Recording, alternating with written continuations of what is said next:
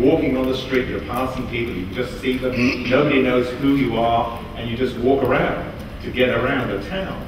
There's no telephone service except cell phones, which obviously are a great benefit.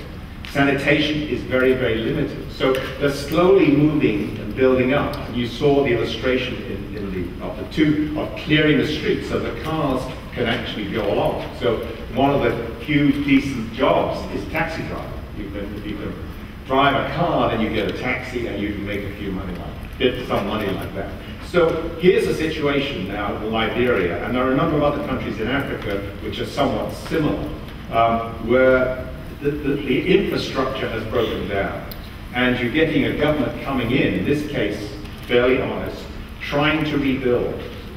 And so the question then becomes is, what's the role of the United States giving help and how they help best? And clearly in this case of Liberia, they look to the United States. You notice the flag was very similar to the United States, had the stripes and a single star.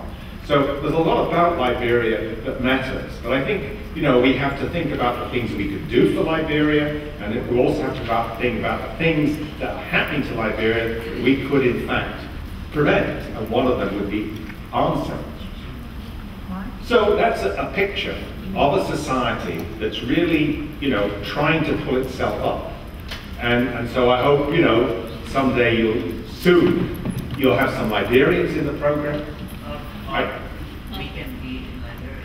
You see, you can be in Liberia. I mean, I think that that's the sort of helping people help themselves. And the crucial thing, of course, is to get people to stay in Liberia. And so that if someone learns a lot about shares for everybody, people try to lecture, but even the lecturers and the teachers are not well prepared to do the job, because if they get in any way good, they go off, they look for jobs with the United Nations. And again, even with the problem of having the United Nations there, one of the problems is, if you work for the United Nations, you get a good salary. If you work for a local group, you're living on your $20, $30, $40 a month.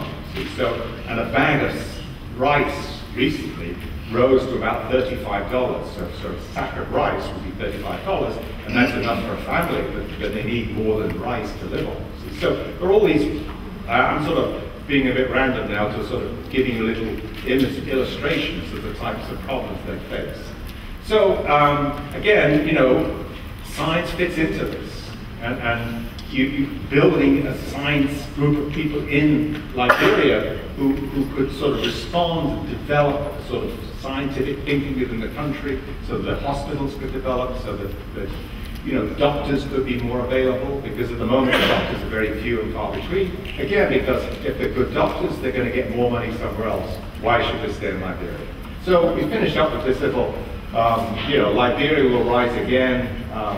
This is a sign actually from this oil company. And if you went on, we'd learn a little bit more about the problems of oil, because again, what happens with oil money, it goes to, it's good money, but then where does it go? It gets disappeared, it disappears, it doesn't always come back. It's not visibly used for the improvement of health services, improvement of education and jobs, etc. So that's an overview of an issue which is, you know, in some respect I'm still fighting this feeling of being remote. You guys are doing one thing, I'm doing something else, but they do link up, and it's important, I think, for scientists. I know my son is always saying that the debate they have in the lab the whole time is, do you do science for knowledge and investigating things, or do you do science for the way it's going to make a difference to human beings?